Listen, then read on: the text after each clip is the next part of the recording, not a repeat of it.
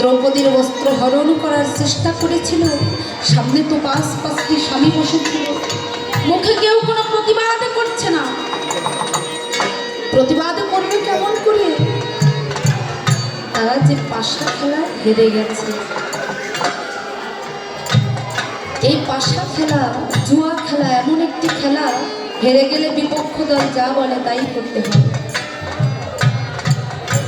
তা দ্রৌপদী যখন দেখলো সামনে পাঁচটি স্বামী বসে আছে, কেউ কোনো প্রতিবাদ করছে না, সেদিনই দ্রৌপদী বুঝে নিয়েছিল এই জগতে ওই কৃষ্ণ বিনা আপন বলতে আর কেউ নেই। ওই কৃষ্ণ বিনা আপন বলতে আর কেউ নেই। তাই তো সেদিন ভক্তি ভরে দ্রৌপদী ওই ভগবান কৃষ্ণকে স্মরণ করেছে। ভক্তি ভরে দ্রৌপদী আমার ভগবানকে স্মরণ করেছিল। হরে কৃষ্ণ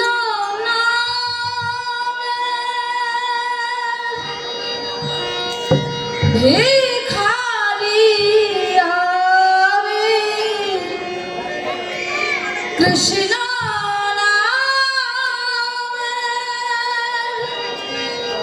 ভিখারি আমি, কৃষ্ণ বিনা नहीं জানি।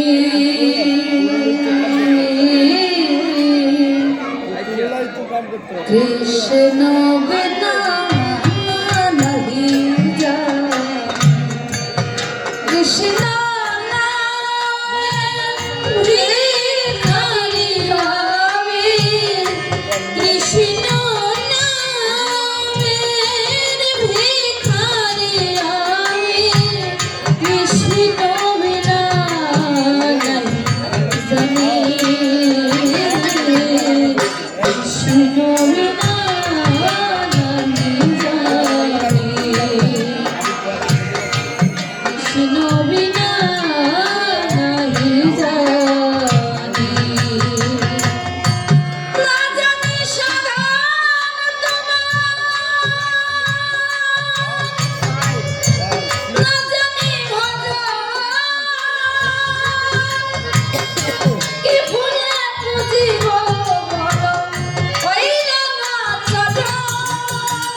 না জানি সাধন তোমার, না জানি ভজন, কি ভুলে বুঝিব বলো ওই রাঙা চরণ। না জানি সাধন তোমার, না জানি ভজন, কি ভুলে বুঝিব বলো ওই রাঙা চরণ। কৃষ্ণ নামের ভিখারি আমি, কৃষ্ণ নামের ভিখারি আমি, কৃষ্ণ বিনা नहीं জানি।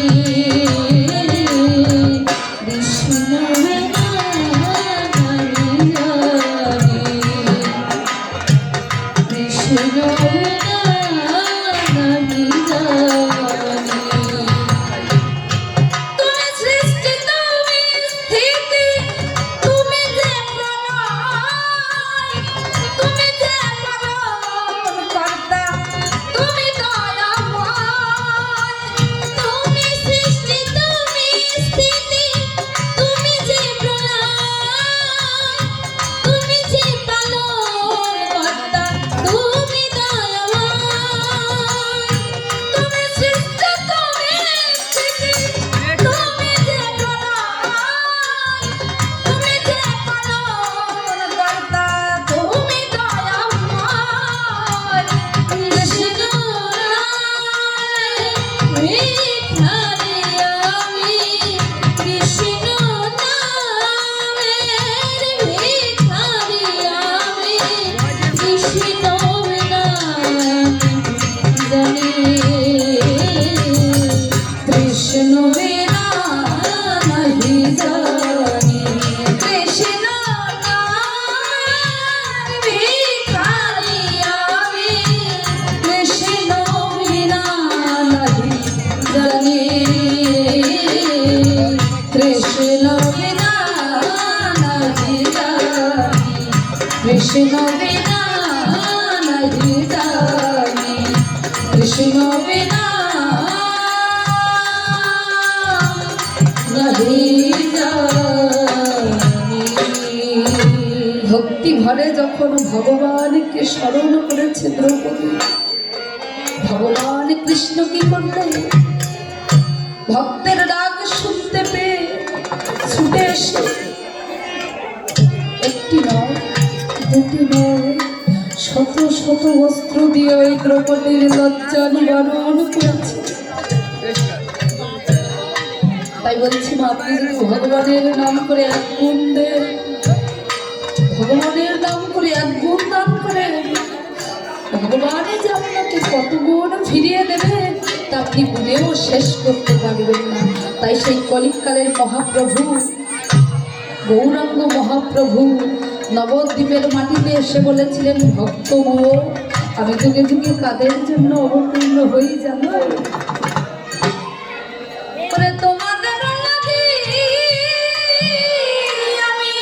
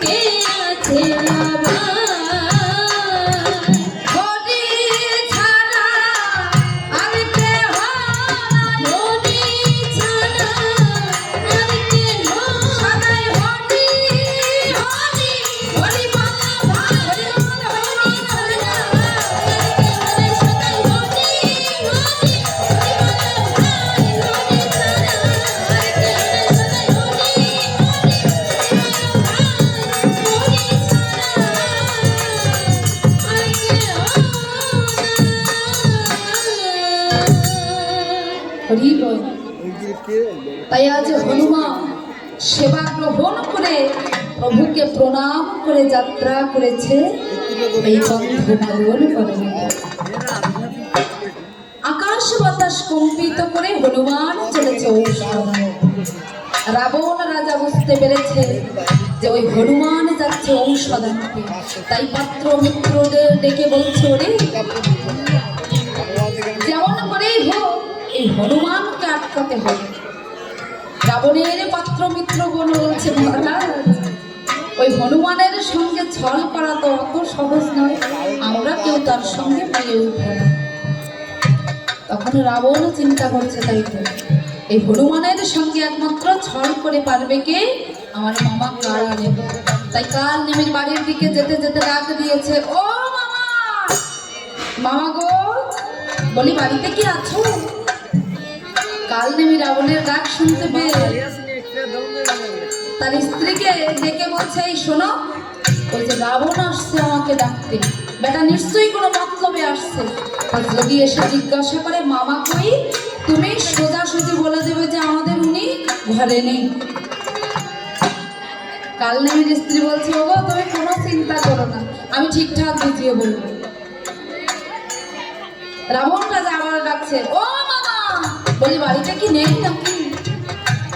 কাল নেমির স্ত্রী ঘর থেকে বাইরে এসে বলছে, কে তুমি? আমাদের উনি না ঘর থেকে বলে দিলেন যে উনি এখন ঘরে নেই। উনি না ঘর থেকে বলে দিলেন যে উনি ঘরে নেই। রাবণ রাজা বলছে, ও আচ্ছা। তা ডাক দিয়ে বলছে, ওরে শোনো গো শঙ্করী শ্যামা,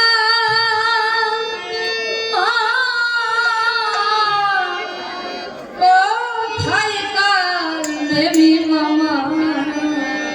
ও মামা, তুমি আমার মিত্র হিতকারী,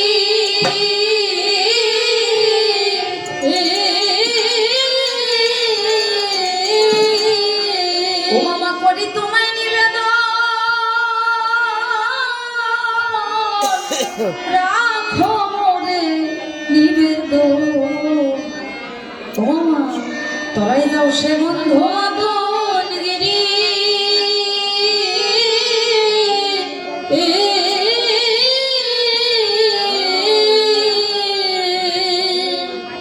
কাল নেমে চিন্তা করছে এই রে আমার তো আর না বেরিয়ে উপায় নেই। বাইরে এসে বলছে কে? ও হো ভাগ্নে তুমি? বলো ভাগ্নে কি খবর? বলে ও মামা আমি রামের ভাই লক্ষ্মণকে শক্তিশালী বিদ্ধ করেছি, তাই হনুমান যাচ্ছে ওই গন্ধমাদনে ঔষধ আনতে। যেমন করেই হোক আজ রাতটুকু ওকে আটকাতে হবে, কারণ আজ রাতের মধ্যে ঔষধ নিয়ে না ফিরতে পারলে লক্ষ্মণকে বাঁচানো যাবে। তা তুমি যাও মামা, ওই মুখ পুরা হনুমানকে আটকাও।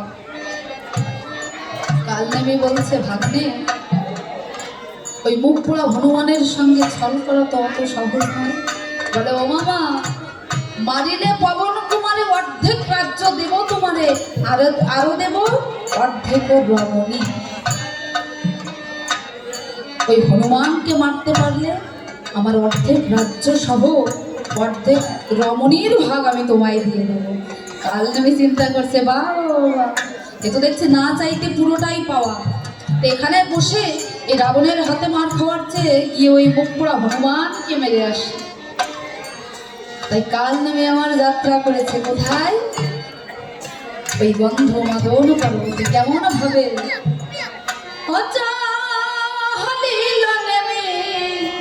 মামা গো মায়ার পুতল হিয়া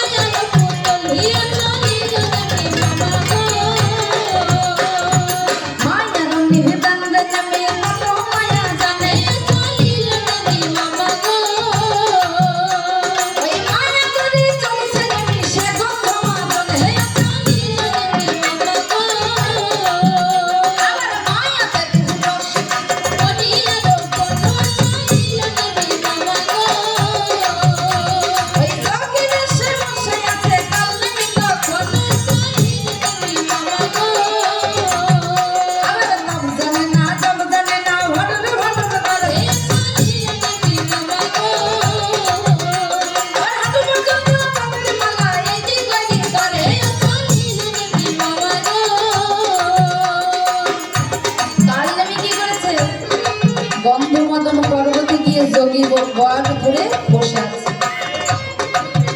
হনুমান তো তাকে চিনতে পারেনি। হনুমান মনে করেছে সত্যি সত্যি মনে হয় কোনো ঋষি বসে আছে। তা হনুমান যেহেতু ঔষধ পাচ্ছে না, তবে কালনেমীর কাছে গিয়ে বলছে ওহে যোগী বট আমি বড় বিপদে পড়ে আপনার শরণাপন্ন হয়েছি। বলে তো কি দরকার? তোমাকে কিছুই বলতে হবে না, আমি যোগ বলে সব জানি। তোমার আমার প্রভু শ্রী রামচন্দ্রের ভাই লক্ষ্মণের প্রাণ সংশয়, তাই তুমি এসেছো ঔষধ আনতে, তাই তো? তা হনুমান তুমি কোনো চিন্তা করো না, তুমি কোনো চিন্তা করো না, তুমি যাও ওই সরোবর থেকে স্নান করে এসো। এবং কালনেমীর কথা বিশ্বাস করে হনুমান গেছে ওই সরোবরে স্নান করতে। স্নান করার জন্য যেই না একটা পা জলে দিয়েছে, তার পায়ে যেন কি একটা জড়িয়ে গেছে। হনুমান ভেবেছে কোনো জলপোকা হয়তো তার পায়ে জড়িয়ে গেছে, তাই সে কি করেছে? আরে আস্তে আস্তে করেছে হনুলে যেন পাতলা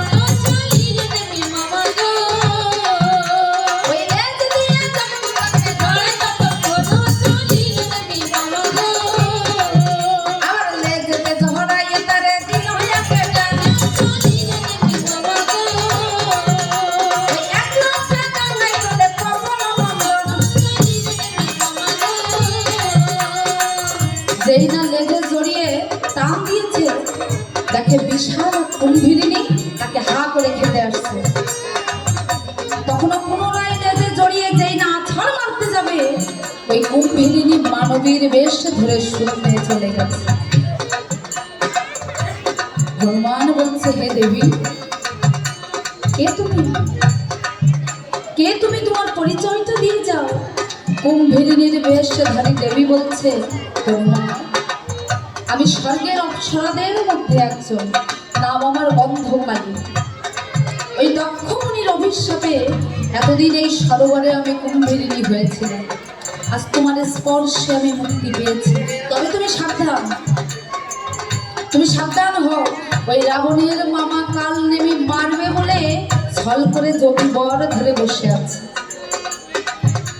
এখন হনুমান তো অনেকক্ষণ হয়ে গেল ফিরে আসছে না। কাল নেমে চিন্তা করেছে, ওই কুম্ভীরিণী এতক্ষণ হনুমানকে খেয়ে ফেলেছে। বাবা বাবা, কুম্ভীরিণী এতক্ষণ হনুমানকে খেয়ে ফেলেছে। তাহলে ওই লঙ্কায় ফিরে গিয়ে অর্ধেক রাজ্য সহ অর্ধেক রমণীর ভাগ পাবো। তাই সে আনন্দে নৃত্য করছে। আনন্দে আনন্দে নৃত্য করে গো, আনন্দে আনন্দে করে গো, আনন্দে আনন্দে। হনুমানকে মেরেছি আমি, নেই কোনো সংশয় রে। আনন্দে আনন্দে এখন আমি লঙ্কায় গিয়ে রাজা হতে চাই রে। আনন্দে আবার রাজা হবো, রাজ্য পাবো, বসবো সিংহাসনে রে। আনন্দে আনন্দে রাজনীতি মূর্খ রাবণ কতটুকু জানে রে। আনন্দে আবার সোনার খাটে বসবো আমি, রূপার খাটে বাড়ি। আনন্দে আনন্দে সুন্দর রমণী বনে দিব্যে দেবে রানী। আনন্দে আবার মন্দ দরি এসে বলবে ভগবানকে কানে। আনন্দে আনন্দে আমি বলবো এখন না ওই চলে যাও রে। আনন্দে আবার রাজ্য ভাগ করে নেব দিয়ে ঢেলা ঢেলি রে। আনন্দে আনন্দে সেই ভক্ত নেব টেনে সে ভক্ত রে।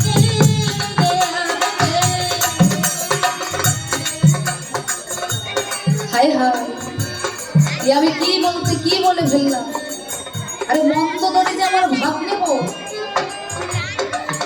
মন্দোদরি যে আমার ভাগ নেব। কিছুক্ষণ পরে বলছে ভাগ নেব, তাতে কি হয়েছে? ভাগের ব্যাপারে যখন, তখন তো ভালোটাই নেব। তবে আমার মনে বড্ড দুঃখ থেকে গেল গো। আমি যখন এই লঙ্কার রাজা হব, তো এই রাবণের পুত্র ইন্দ্রজিৎ তো মরে গেছে। তাহলে আমাকে পিতা বলে কে ডাকবে? তাই পুত্র পুত্র করে নেমি করেছে বন্দনে। এমন সময় দেখা দিল পবন নন্দনে। হনুমানকে দেখে কাল নেমে চমকে উঠেছে। কি হনুমান আসলো কোথা থেকে? তবুও পরিস্থিতি সামলানোর জন্য বলছে, আরে এসো বাবা, বসো বাবা, পবন বাবার ছেলে রে। এত সময় একা একা কোথায় তুমি ছেড়ে? আবার এসো এসো বাছাই, আমার জলপান করো কিছু রে। তোমার জন্য রেখেছি বাবা কাঠের বাগানে ছুঁড়ে। এসো এসো হনুমান, তোমার জন্য আমি অনেক ভোজনের ব্যবস্থা করেছি। বলে ওহে যোগীবা, হনুমান তো সব জেনে গেছে। বলছে ওহে যোগীবা, আপনাকে কিছুই করতে হবে না, যা করার এবার আমি করছি। তাই আস্তে আস্তে করেছে হনু লেজের পতন রে। লেজ দিয়ে কালমিকে জড়ায় কাপড় রে। আবার লেজেতে জড়াইয়ে তারে, আর লেজেতে জড়াইয়ে তারে মারিল না ঘাটে। হাতে মুখে নদীর ওঠে ভালোকে ছাড়তে। আবার কৃত্রিবাস পণ্ডিতের অমৃত হরি রে। রামানন্দে ভক্তবৃন্দে বলুন হরি হরি রে। আনন্দে আনন্দে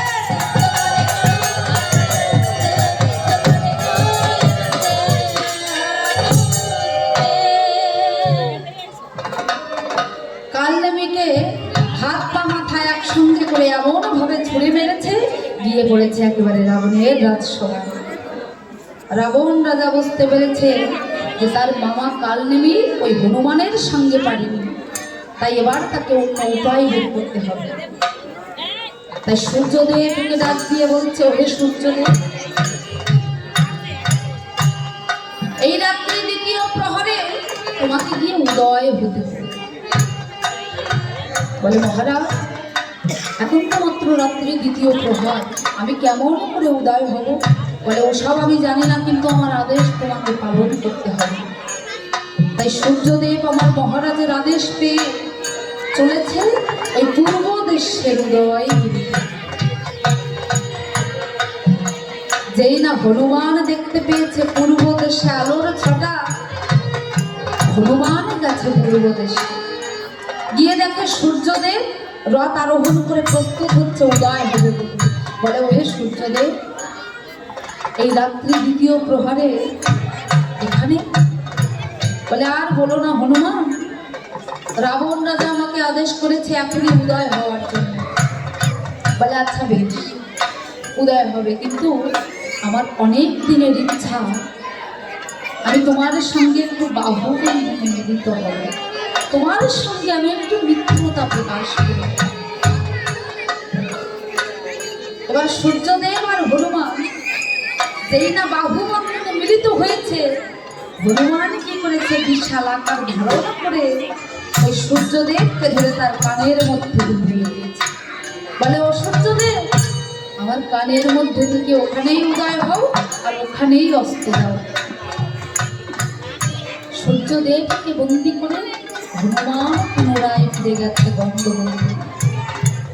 চারিদিকে ঔষধ খুঁজছে, কিন্তু হনুমান কোথাও ঔষধ পাচ্ছে না। তখন হনুমান মনে মনে দয়াল রামকে স্মরণ করেছে, ওগো প্রভু, আমি তো ঔষধ পাচ্ছি না, আমি তো ঔষধ চিনি না, তাহলে কেমন করে আমি তোমার কাছে এই ঔষধ নিয়ে যাব প্রভু? ও প্রভু, আমি কেমন করে তোমার কাছে ঔষধ নিয়ে যাব? হনুমান ভাবছে, তাই তো আমি যদি এই পর্বত ওখানে উঠিয়ে নিয়ে যাই, তাহলে নিশ্চয়ই এই পর্বতের চূড়া থেকে ওই শস্যের মধ্যে ঔষধ খুঁজে দিতে হবে।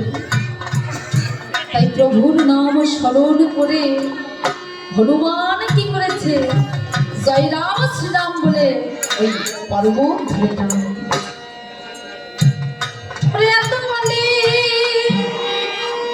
ওই ভক্ত হনুমান পর্বত দিল টান, মূল শহর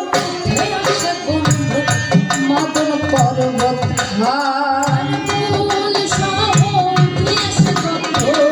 মদন পর্বত খান। আর পর্বত নিয়ে ভক্ত হনুমান করিল গমন, পথ মাঝে চিন্তা করে আমার পবন নন্দ। আর পথ মাঝে চিন্তা করে আমার পবন নন্দ। যেই না জয় রাম শ্রীরাম বলে পর্বত ধরে টান দিয়েছে, মূল সহ পর্বত কি উঠে গেছে। পর্বত নিয়ে যাত্রা করেছে হনুমান, যেতে যেতে চিন্তা করছে, তাই তো আমি তো কখনো আমার প্রভুর জন্মভূমি দর্শন করি, কখনো তো প্রভুর জন্মভূমি দর্শন করিনি। আমি যখন ওই অযোধ্যার উপর দিয়ে যাব, একবার ওই অযোধ্যা ভূমি দর্শন না করে যাব না। তাই পর্বত নিয়ে হনুমান চলেছে ওই অযোধ্যার দিকে। গভীর নিশীতে ভরো রামের পাদুকা নিয়ে পুজো করছে। দূর থেকে হনুমানকে আসতে দেখে চিন্তা করছে, ও আচ্ছা, আমার দাদা তো এখন অযোধ্যায় নেই, তাই হয়তো কোনো রাক্ষস বা দানব এই অযোধ্যার দিকে ছুটে আসছে। তাই ভরতবীর কি করেছে, ওই রাক্ষস বা দানব ভেবে আশ্রিত মনিল হার গাটো জুড়িল ধনুকে, জয় রাম শ্রীরাম বলে ভরত বাটুল দিল ছেড়ে। আর জয় রাম শ্রীরাম বলে ভরত বাটুল দিল ছেড়ে। আবার ভরত বাটুল মানে আবদ্ধ সন্ধান, হনুমানের বাঁধে দেওয়ান ভানিল তখন।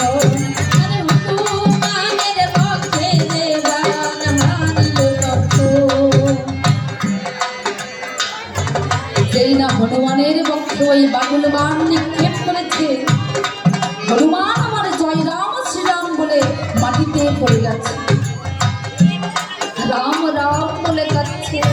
ওগো প্রভু, আমি এখন কেমন করে তোমার কাছে যাব প্রভু?